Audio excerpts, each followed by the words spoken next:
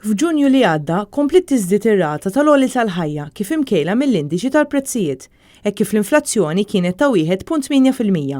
Dan ifisser żieda ta' 0.1 perċentwali fuq ix-xahar ta' qabel. Statistika maħruġa mill-NSO turi li l-ikbar żieda kienet reġistrata fl-indiċi tal-ikel u x-xorb mhux alkoħoliku b'żieda ta' 3.7%. Bir-raġuni prinċipali għal din iż-żieda tkun iż-żieda fil-prezz tal-ħobż u ċ-ċereali. Kien hemm ukoll żieda fil-prezzijiet tar-ristoranti u l-lukandi kif ukoll fil-prezz ta' servizzi varji.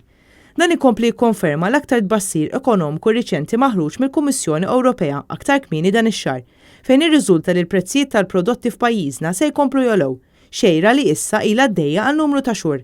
Fl-aħħar xhur il-familji Maltin esperjenzaw diversi żidiet fi prodotti li jixtru minn ħwienet, stabilimenti kummerċjali u supermarkets. Dan biex ma nsemmux prodotti bażiċi bħal ħaxix, il-ħobż, il-ġobon u l-prodotti tal-ħalib. Il-Partit Nazzjonalista ilu xhur sħaħ jinsisti li n-nies jeħtieġ ikollhom serħan il-moħħ li meta l-ekonomija suppost tinsab sejra tajjeb, it-tkabbir ekonomiku għandu jasal għand kulħadd. Dan meta hawn familji u anzjani li mhux qed jaslu sal-aħħar tax-xahar minħabba l-ispejjeż.